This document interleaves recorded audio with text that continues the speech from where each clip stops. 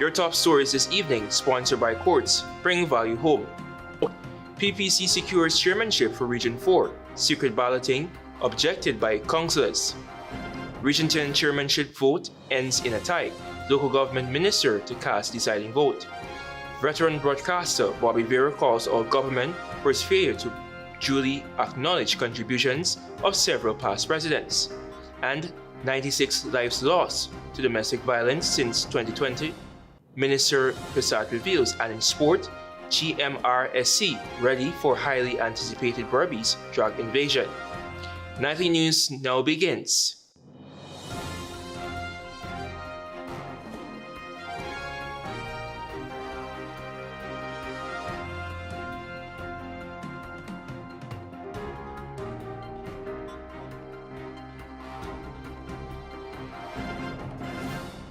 Good evening to our viewers here in Guyana and online. I am Antonio Day with the Friday 10th October 2025 edition of the HGP Nightly News. Here's what you need to know. Starting off, Clemsford Belgrave of the People's Progressive Party Civic has been elected chairman of the Region 4 Regional Democratic Council. This is the first time that a regional chairman of the PPC has been elected to the post. Here's more. Despite 7 blanks and 2 spoiled ballots, Clemsford Belgrave of the People's Progressive Party Civic was on Friday sworn in as new chairman of Region 4, Demerara Mahaika. Belgrave won 18 votes, while Shanika Haynes of the Partnership for National Unity, APNU, secured 8 votes. This all happened amidst objections by APNU, We Invest in Nationhood, and For Guyana to have the voting done by secret ballot.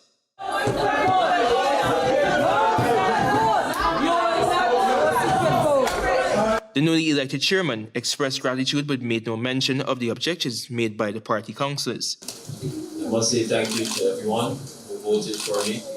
He noted that this priority is to move Guyana forward. Our priority as a region is to move in Guyana, Region 4 I should say, forward with the government on the whole initiative of moving and the development of Guyana. Following the swearing-in of Belgrave, PPP's Diraj North was elected vice chairman with 17 votes. Plan to work as a team to move Region 4 forward because of the confidence placed on us by the voters by giving us so many more votes at the national and at the regional level. And it also played out here today. For the Region 4 Democratic Council, a Partnership for National Unity will occupy 9 seats on the council, FGM 1 seat, and PPC 17 seats. Antonio Day reporting for the HGP Nightly News. Travis Chase now tells us that an accusing finger of collusion is being pointed at 2 political parties following the voting for chairmanship in Region 10. One party says, not us, while the other said, it wasn't me. Local Government Minister Priya Manik Chand will now have to convene a special meeting to cast a deciding vote now that the election of chairman for Region 10 ended with the 2 candidates, Dominic Blair of the Partnership for National Unity and Mark Gorin of the We Invest in Nationhood Party, tied on 9 votes each. Following the 2025 general and regional elections, WIN secured 9 seats in Region 10, APNU 5 seats, PPP 3 seats, and Forward Guyana 1 seat. Leader of the We Invest in Nationhood, Azzuddin Mohammed, took to Facebook and accused the APNU, the PPP, and Forward Guyana movement of collusion that created the 9-9 deadlock. Mohammed spoke with reporters on the sidelines of the voting process on Friday. I don't know why all these parties are trying to work together to get WIN out. We want this region. We want this region, so we really wanted to represent the people of this region. Because you know, for years now, Region 10 has left behind. Meanwhile, leader of the Forward Guyana movement, Amanza Walton Desire, when telephoned by Nightly News, said that no such collusion occurred and that Mr. Azzuddin Mohammed should retract such comment. The newly formed We Invest in Nationhood secured the highest number of votes in Region 10, 10,548, after the 2025 general and regional elections. Travis Chase, HGP Nightly News. In this Marvin Cato report, you will hear that the leader of the New and United Guyana, Anok, contends that the leader of the We Invest in Nationhood party, WIN, Azzuddin Mohammed, cannot be trusted. Apparently, it was deja vu all over again for the small party, since, according to its leader, Win reneged on a signed agreement, then claimed ignorance of the deal. I still believe that there is good in people, but the past 2 election cycles have taught me that if you don't have the ultimate say, then you should never trust anyone outright. That was Mark France, leader of A New and United Guyana, ANOG, in summarizing what could be described as something coming out of a book of revelations. Dr. France did not leave any stone unturned, as he was blunt in venting his disappointment and dissatisfaction that a representative from his party was not given the opportunity to represent in the 13th Parliament. He was adamant that he expected to be treated fairly by Win. However, their recent collaboration has left a bad taste in the mouth. We had guaranteed representation in Parliament dependent on the success. It's out there already. It's known based on some draft agreements that were shared, I guess, with the media. It was reported that the ANOG leader ignored all warning signs and teamed up with the sanctioned leader of Win, even though some of the party executives did not have confidence in forging such an alliance. France was adamant the issue was not with the other members of the Win team, it was with the sanctioned individual that resulted in a number of party members walking away after the collaboration with Win. If 5 seats were won, at least ANOG would have gotten 1. That's where it started. And then depending on the rest, there's a next formula to go forward. But in addition to that, we also spoke about looking at various positions in terms of if you're successful. The ANOG leader is remorseful that the collaboration has turned into a public spat, especially after previous experiences. Many people have been burnt by what happened with the AFC, what happened with ANOG, TNM, and the LJP, and now what happened with WIN and ANOG. But it should not dissuade anyone from still looking to be independent, from still looking to live up to the ideals. Marvin Cato reporting for HGP Nightly News. In this Marvin Cato report, you will hear that veteran broadcaster Bobby VIEIRA has questioned President Irfaan Ali's real motive behind naming the newly commissioned Demerara crossing after a former president. President Irfaan Ali, at the commissioning of the new Demerara River crossing, took the opportunity to justify his government's decision to name the bridge the Barra Jagdeo Demerara River Bridge. Because great men deserve recognition, because visionaries deserve legacies, because Guyana never forgets its giants. However, veteran broadcaster Bobby VIEIRA has joined other outspoken Guyanese in publicly questioning President Irfaan Ali's real motive behind naming the newly commissioned Demerara crossing after President Barra Jagdeo. He served as chief executive, and therefore he's deserving of something to be named in his honor. But you know what? Why did we pass the other presidents and come to Barra Jagdeo? Yes, he served, he has I don't know how many things that he has done have come out successful, but it's all there to see. VIEIRA believes there should be a formal structure in place to facilitate such kind gestures. He pointed out that since Guyana gained independence, the nation would have had 10 presidents. Arthur Chung, his name graces the Arthur Chung Conference Center on the East Coast. Lyndon Forbes Sampson Burnham, our second president, his name graces the Suzaik-Linden Highway. Dr. Cheddi Jagan, our third president, his name graces the Cheddi Jagan International Airport. And most recently, our seventh president, Barra Jagdeo, whose name now graces the new Demerara River Bridge. It shows that we're not doing this thing properly when it comes to how we treat ex-presidents. All right? A picture is not all. And like I said, Barra Jagdeo, he's deserving. I keep saying it on this station all the time.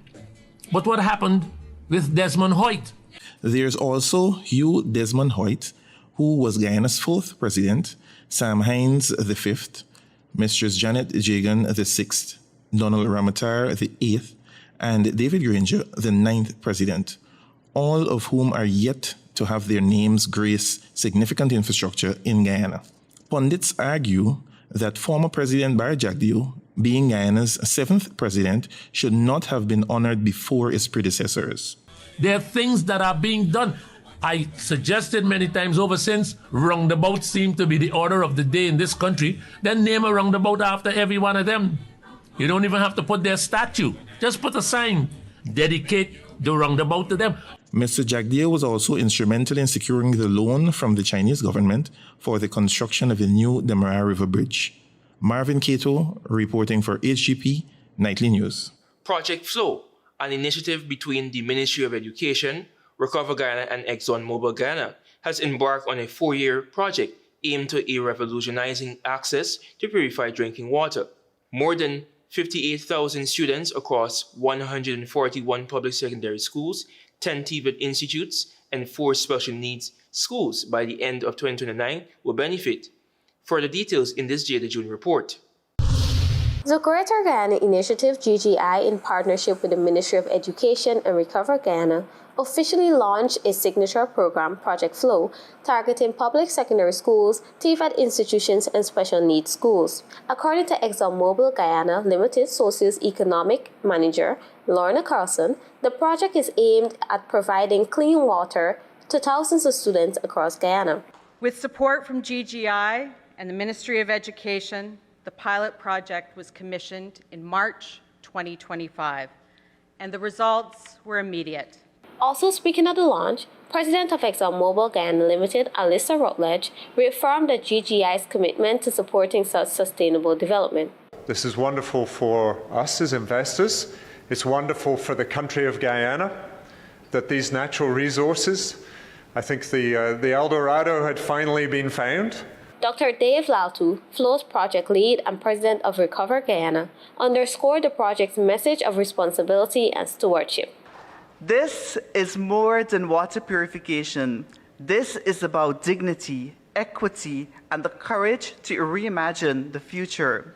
Ministry of Education's Assistant Chief Education Officer for Secondary Schools, Sherwin Blackman, described the project as a transformative step that aligns education, health, and environmental advocacy. First and foremost, it stands on the pillar of health and environment, which we've heard from all of the previous speakers. We all know, as we say, water is life, and so it helps us to maintain our structure. One student also shared how this initiative has been helpful. Over the months that the system has been in use, students are using the green approach of filling their water bottles throughout the day. Not only are they beating the heat by staying hydrated, they are doing so in an environmentally friendly manner. This 4-year project aims to revolutionize access to purified drinking water for more than 58,000 students across 141 public secondary schools, 10 TVET institutes, and 4 special needs schools by the end of 2029. By 2030, the project is expected to prevent approximately 25 million plastic bottles from entering the nation's waterways and landfills, while nurturing a culture of sustainability among students and educators. The initiative will utilize water sources from Guyana Water Incorporated, GWI, and rainwater, supported by advanced filtration, purification, and solar-powered dispensing technologies. It is designed to serve as a model of sustainability, combining innovation with environmental consciousness. Jada June reporting for HGP Nightly News. Tiana Cole now tells us that Minister of Human Services and Social Security, Dr. VIEIRA PERSAUD, has revealed that from 2020 to date, 96 persons have lost their lives as a result of domestic violence across Guyana. Minister of Human Services and Social Security Dr. VIEIRA PERSAUD on Friday disclosed that since 2020, a total of 96 individuals have died due to domestic violence incidents across Guyana. In the last 2 years, we have seen a decrease in the numbers of cases where it was partner-related. We had 12 cases last year, and we have 12 cases to date.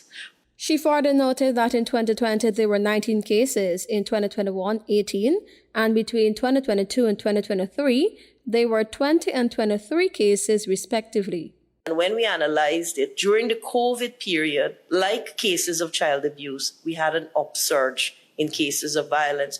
The minister stressed that a growing concern for the ministry is the phenomenon of cases where women are killed by their partners, then commit suicide, an incident currently being analyzed and investigated. She explained that the Family Violence Act of 2024 provides legal protection, allowing survivors to remain in their homes or rented spaces, while perpetrators are required to leave. However, she noted that many women often return to their abusers, and in several cases, perpetrators breach protection orders. Protection order is what we can do. In terms of bail, that is provided for across our legislation. That is the mandate of the courts. And we've been advocating for perhaps higher figures and harsher sentencing, and looking maybe in the future where some of these things will not attract bail. But Dr. PERSAUD emphasized that gender-based violence is a multi-dimensional issue, and due to its nature, the ministry cannot tackle it alone. As a result, they have trained community advocates across the country to assist. She, however, noted that men too are affected by gender-based violence. About 80% of reported cases involve women, but the number of male victims is slowly increasing. This year alone, 333 men have reported being abused, marking the highest figure recorded in recent years. in 2022, we started the Community Advocate Network, and to date, we have 1,200 Guyanese across all regions who work with us. They're on the ground, they work with us, they provide information, they help with reporting, they help with support, and those are things that we want to see continue. Tiana Co reporting for the HGP Nightly News.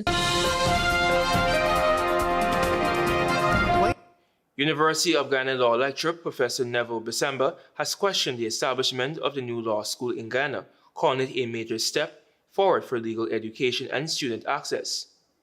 Jada June reports.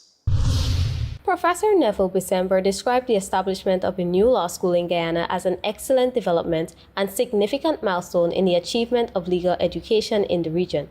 He emphasized that this initiative has been under consideration for quite some time and aligns with the broader structure of the legal education governed by the Council of Legal Education (CLE), which oversees the postgraduate training for law graduates pursuing the Legal Education Certificate (LEC). I've had discussions in the past informally with the Honorable Attorney General on this. The building is the beginning, as it is, of that new arrangement, but that will have to be followed in short order. Professor Bisemba explained that the CLE holds the authority for the postgraduate legal training across the Caribbean. Currently, students can obtain their LEC at the Hugh Woodin Law School, Trinidad and Tobago, the Norman Manley Law School, Jamaica, or the UFEEN Law School, the Bahamas. He highlighted long-standing concerns regarding the financial and logistical challenges Guyanese students face when pursuing legal training abroad. I think there has been a lot of concern over the years about the cost it is for our students to get across to the Hugh Woodin Law School. Only the top 25 students from the University of Guyana Law cohort traditionally gain admission to the Hugh Woodin Law School. Others have more recently been placed at the UFEEN Law School. Costs related to travel, accommodation, and general living expenses have proven prohibitive for many aspiring lawyers. So if you take away that prohibitive cost of students having to travel across to Trinidad and Tobago, or even further afield to the Bahamas, that must be a positive step, an excellent step. I'm sure the construction will take some time. Professor Bisemba stated that establishing a law school in Guyana would reduce the financial burdens on students and their families, increase access to professional legal education, build local capacity, and strengthen the country's legal and academic institutions. It will also ensure that more qualified graduates can obtain the LEC without constraints of limited regional spaces. Jada Ju reported for HGP Nightly News. Ghana is calling for stronger international cooperation to address the growing threats posed by new and emerging technologies in warfare. The appeal came from Minister Councillor Nishanta Ben as she addressed the United Nations First Committee in New York. Find out more from Tiana Cole. Guyana has renewed its call for greater global cooperation to curb the accelerating arms race and ensure that emerging technologies are used for peace rather than warfare. The appeal was made by Minister Councillor Nishanta Ben of Guyana's permanent mission to the United Nations during the general debate of the First Committee on Thursday. Delivering her statement, Ben warned that the rapid advancement of technology, including artificial intelligence and hypersonic missiles, poses serious threats to global peace and stability if not properly regulated. The dual nature of new and emerging technologies presents both profound opportunities and considerable risks for disarmament and non-proliferation efforts. She explained that while innovations such as AI can aid in peace building, disaster prediction, and cybersecurity, they are increasingly being used to enhance warfare. Ben also highlighted the growing regional impact of the illegal arms trade, noting that the Caribbean continues to face grave threats from the proliferation of small arms and light weapons. For the Caribbean region, the proliferation of illegal arms and ammunition, especially small arms and light weapons, and their ammunition, represents a grave threat to the peace, safety, security, and stability of our countries by fueling organized crime, gang crimes, and gender-based violence. Turning to solution, Ben emphasized that disarmament must be underpinned by strong international law and binding treaty-based commitments. She urged that all nations must uphold existing agreements, such as a nuclear non-proliferation treaty, and to bring the Comprehensive Nuclear Test Ban Treaty into force. Only through a robust legal framework and firm and collective commitment to implementing them can we hope to curb the accelerating arms race and advance the cause of disarmament. Ben also underscored the importance of involving civil society and women in decision-making on global security matters. She further pointed out that stark contrast between military spending and humanitarian needs, noting that last year's global military expenditure was $2.7 trillion, compared to a $47 billion humanitarian appeal that could assist nearly 190 million people worldwide. A fraction of current arms spending could significantly improve lives. Guyana calls upon the international community to summon the necessary political will to make this transformation. Ben concluded by reaffirming Guyana's commitment to disarmament, non-proliferation, and global peace, urging all member states to act with political will and shared responsibility. Tiana Ko reporting for the HGP 93 News. Team 4, led by Best Advocate Ms. Ellen Gopal, won the International Law Debate competition after successfully convincing the judges that Russia's invasion of Ukraine constitutes a lawful exercise of preemptive self-defense under international law. Here's more. Best Advocate Ellen Gopal, representing the winning Team 4, reaffirmed that Russia's actions in Ukraine between February 24th and 28th, 2022, constituted a lawful exercise of preemptive self-defense under international law. I will now demonstrate that Russia's conduct met the twin test of necessity and proportionality, and that contrary to Western narratives, it acted within the same principles historically accepted when similar action was taken by the United States and Israel. Gopal noted that Russia watched NATO infrastructure expand eastward despite repeated Western assurances to the contrary. Ukraine's military cooperation with NATO was intensified to transfer its territory into a forward operating base. Aldersi Peters and Judah Prescott, also part of Team 4, delivered sound arguments. Tomasa Augusti, representing Team 9, who secured 4th place, noted that the primary threat originated mainly from Russia. There was no evidence to show that NATO nor Russia was gearing up to wage war once again against Russia. Augusti noted that since the invasion in February 2022, no nation has initiated military action against Russia. She firmly maintained that Russia's invasion in 2022 cannot be justified as preemptive self-defense. Preemptive self-defense requires the state, the responding state, to prove that there was an immediate threat that is so overwhelming, and I stress so overwhelming, that they had no choice to retaliate. Jada June, whose team secured 3rd position as the proposition, argued that Russia's 2022 military intervention in Ukraine is a lawful exercise of preemptive self-defense under international law. She highlighted previously that preemptive self-defense involves using force in anticipation of an imminent armed attack. In modern warfare, threats can manifest as strategic encirclements, missile placements, or military alliances, but they're not always clear-cut. June underlined that the principle of proportionality in self-defense does not demand symmetry of force. She argued that international law requires restraint. Self-defense must remain a valid response when threats are clear and overwhelming. Russia should have waited to be struck before acting. But the law of self-defense was never meant to be a suicide pact. The right of act emptily when the danger is clear and overwhelming. Denise Freeman and Judah Ferreira also represented the proposition and also delivered strong arguments. Antonia Day reporting for the HGP Nightly News. Stay tuned for regional news.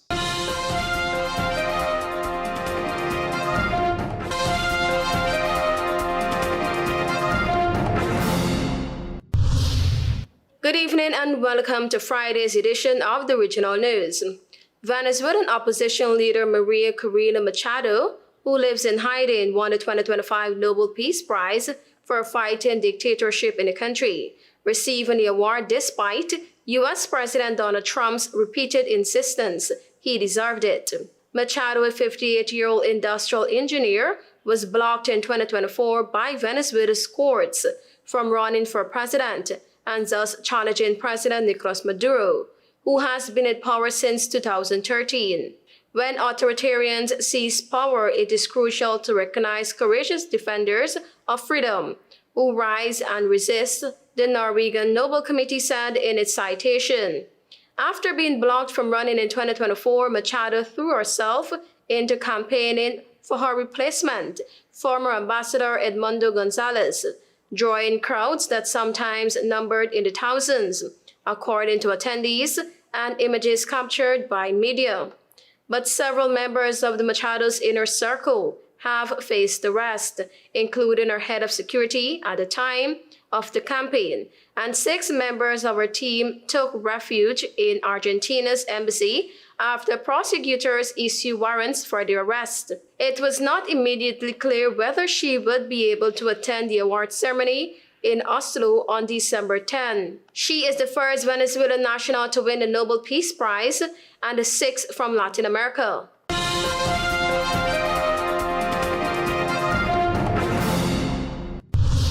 Trinidad and Tobago has officially been granted an Office of Foreign Assets Control OFAC license from the United States Treasury Department to pursue the development of the Dragon Gas Project. This is according to Attorney General John Jeremy, who made the announcement at a press conference which took place at his office. The license, which permits Trinidad and Tobago to engage in cross-border energy collaboration with Venezuela, follows a formal request submitted on May 19 by the United National Congress government. Prime Minister Kamla Persad-Bissessar had previously signaled that a license was imminent, noting that U.S. Secretary of State Marco Rubio had approved the request, although no timeline had been confirmed until now. The first stage, which runs for 6 months until April 2026, is for negotiations with the Venezuelan government that would set commercial targets for U.S. companies.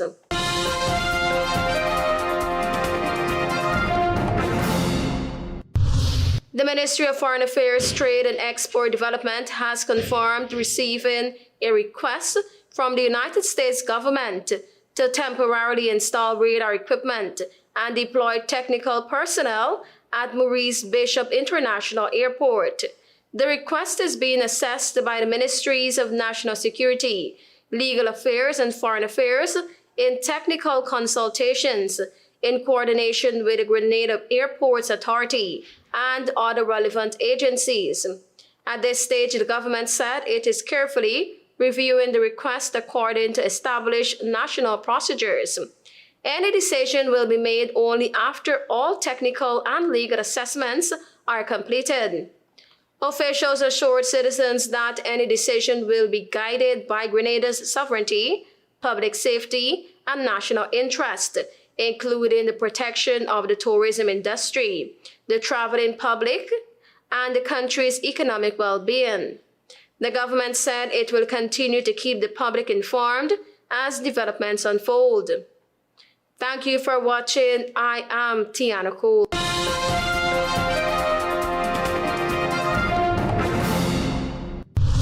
We now join Delwyn Neblett for HGP's Sports Pulse headlines.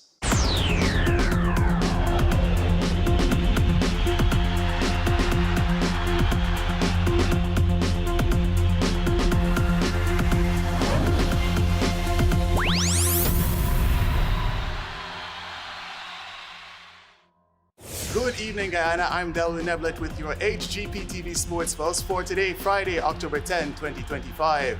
The Guyana Motor Racing and Sports Club, GMRNSC, is ready for the highly anticipated Berbice Drag Invasion, the first ever drag racing event in the Ancient County.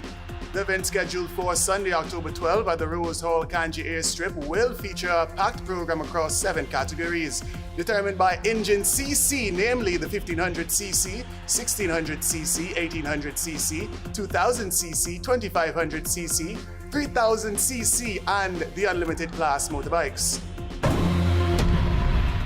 Moving into horse racing, action returns to the Georgetown Turf Club in Mocha Village this Sunday as they present a grand fun day of gymkhana and horse racing. The action is set for 3 classes of races, namely the L class, the 2-year-old maiden class, and the unclassified first-time starters class. It will feature some of Guyana's best horses and jockeys representing the top stables nationwide. Horses to have already confirmed participation include Sarka, Top Ranking, Misty Castle, Little TikTok, Monica Time, and World Boss. It will also feature a peach event for a large cash prize featuring Top Ranking, World Boss, and Risky Affair. Moving into chess, the Guyana Chess Federation's IC-sponsored Grand Prix Series commenced last weekend at the David Rose Special School with over 50 participants, marking the largest turnout in Grand Prix history. After 4 intense rounds, former junior champion Karan Sandiford leads the open category with 4 points, while reigning women's champion, women's candidate master Aditi Joshi tops the female category, also with 4 points. In the open division, Kyle Couchman, Jaden Taylor, and candidate master Sachin Pitamba follow closely on 3.5 points, with Shiv Nandalal, Alex Ubaldo Singh, Ethan Lee, and Joshua Gopal on 3 points each. In the female division, Trescole Archibald, woman candidate master Sasha Sharif, Chelsea Harrison, and Angelina Yap hold 3 points each, while girls under 12 champion Catalia Sam and former women's champion, woman candidate master Jessica Calendar follow in close contention, each with 2.5 points. The tournament marks the start of the Guyana Chess Federation's qualification path for the 2026 Chess Olympiad. Points earned in each Grand Prix event will contribute to players' overall scores, determining selection for the national team. The tournament, which continues tomorrow, Saturday, and concludes on Sunday, will award cash prizes totaling $100,000 for the top 3 finishers in each category. Moving into pool, the Q Sports Association Guyana, in collaboration with the Sheriff Pool Hall and Diamond Reserve Rum, presents its inaugural ladies and mixed doubles tournament this Saturday, October 11, from 19 hours at the Sheriff Pool Hall in Georgetown. Pool sharks from all across Guyana will compete for huge cash prizes and other giveaways in the event, which is designed to foster both sport and female empowerment. Registration begins at 5 p.m. on Saturday and will close at 7 p.m. The tournament will conclude on Sunday, October 12th. Moving into football, the results of Round 2 action in the Courts Optical PUE Championship 2025 held at the Ministry of Education ground are as follows. Potaro Primary secured a 3-1 victory over Smith Memorial Primary as Lamont Telemax scored a double and Marek Timmerman scored 1 goal in a winning effort. Tugville Primary edged past Batavia Primary 1-0 on the back of a crucial strike from Dominic Dixon, while St. John the Baptist would dominate against Ansgrove to produce an imposing 9-0 victory. Alex Pearson scored once as Aaron Christian scored a dazzling 5 goals and Nima Edwards a magnificent hat-trick. Similarly, Charity would also record a big victory over St. Aloysius Primary, winning 6-0.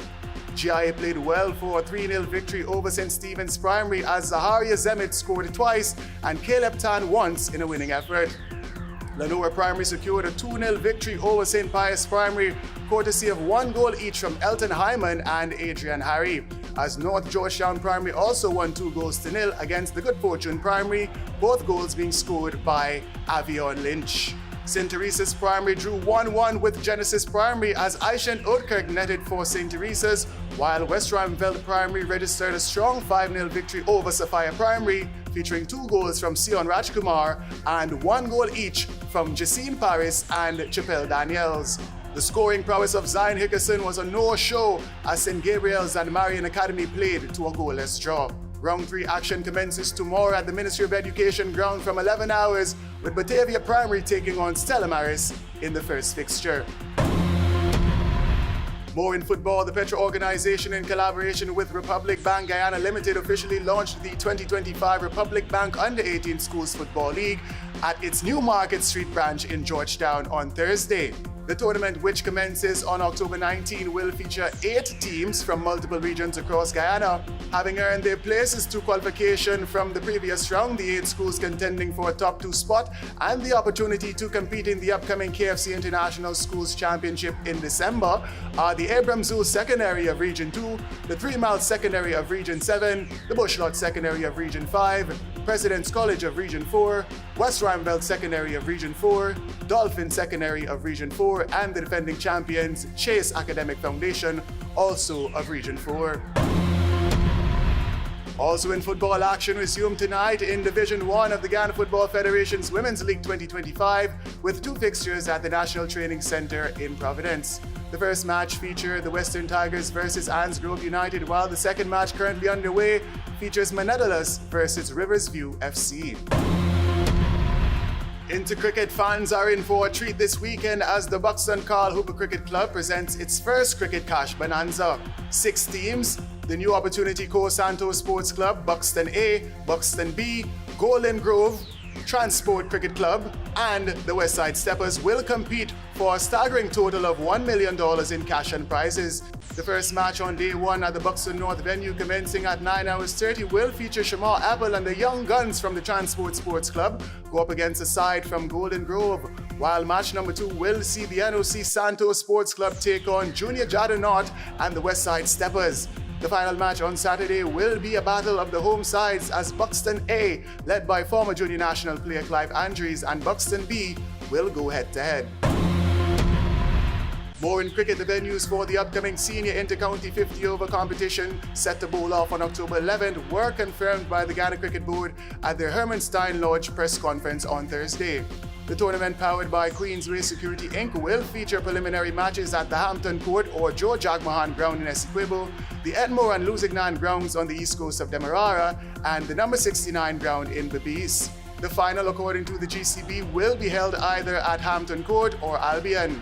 Places in the Ghana Harp Eagles squad to be selected for the upcoming Cricket West Indies CG United Super 50 Cup scheduled for Trinidad in November will be at stake as defending champions Demerara face off against Berbice, Essequibo, and a GCB Select 11.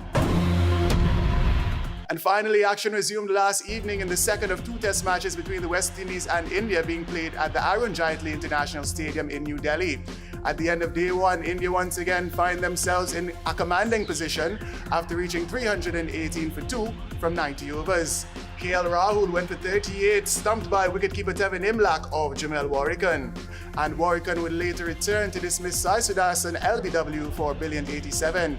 The majestic Yashasvi Jaiswal brought up his 7th test century and remains unbeaten on 173, as captain Shubman Gill is also unbeaten on 20. That's it for this edition of the HGP TV Sports Pulse. I'm Delwyn Neblet, reminding you to stay in the game. Those are our major headlines. For those stories and more, please go to visit our website at www.hgptv.com. I'm Antonio Day. Thanks for watching and do be safe.